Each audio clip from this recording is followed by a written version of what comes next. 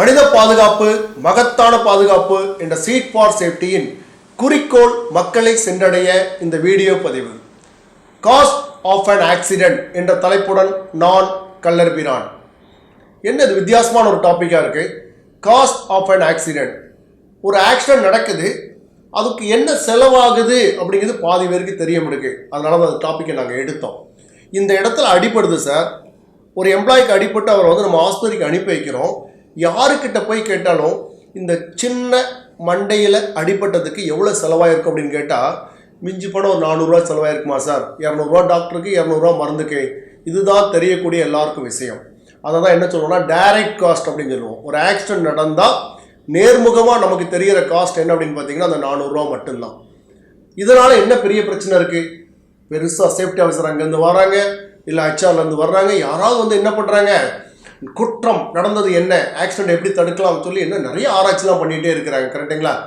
அது எதுக்காக அப்படின்னு பார்த்தீங்கன்னா, இது தெரிந்தது டைரக்ட் காஸ்ட், தெரியாத இன்டைரக்ட் காஸ்ட்னு ஒன்று இருக்குது. என்ன அப்படின்னு பாருங்கள்.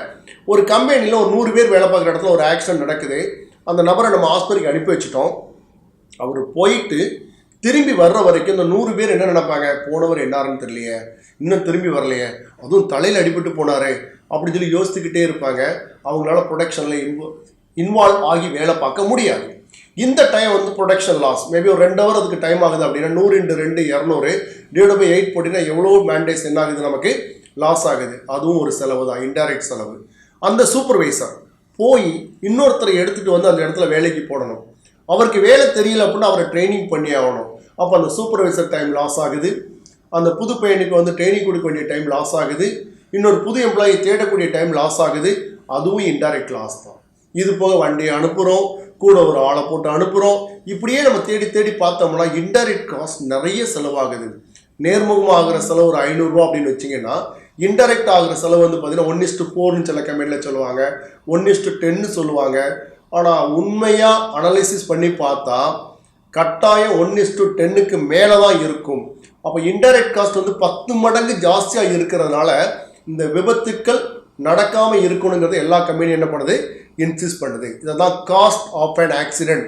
இதை கால்குலேட் பண்ணி பாருங்கள். பண்ணி பார்க்குறப்ப ஆக்சிடென்ட்டோட செலவு என்னங்கிறது எல்லாருக்குமே தெரிய ஆரம்பிக்கும்.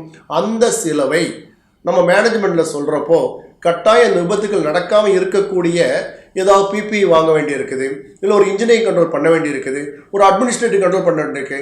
அதுக்கு ஆகின்ற செலவை இது கூட கம்பேர் பண்ணி பார்த்தீங்கன்னா கட்டாயம் இது செலவு கம்மியாக தான் இருக்கும். அதனால் தயவு கூர்ந்து இதை கால்குலேட் பண்ணி காமிங்க. கால்குலேட் பண்ணுறப்போ மேனேஜ்மெண்ட் கட்டாயம் சேஃப்டி இன்னும் நல்லா பார்க்குறதுக்கான ஆப்பர்ச்சுனிட்டி நிறைய இருக்குது. இதுதான் காஸ்ட் ஆஃப் அன் ஆக்சிடென்ட். விபத்தில்லா தொழிற்சாலையை உருவாக்குவோம். நன்றி.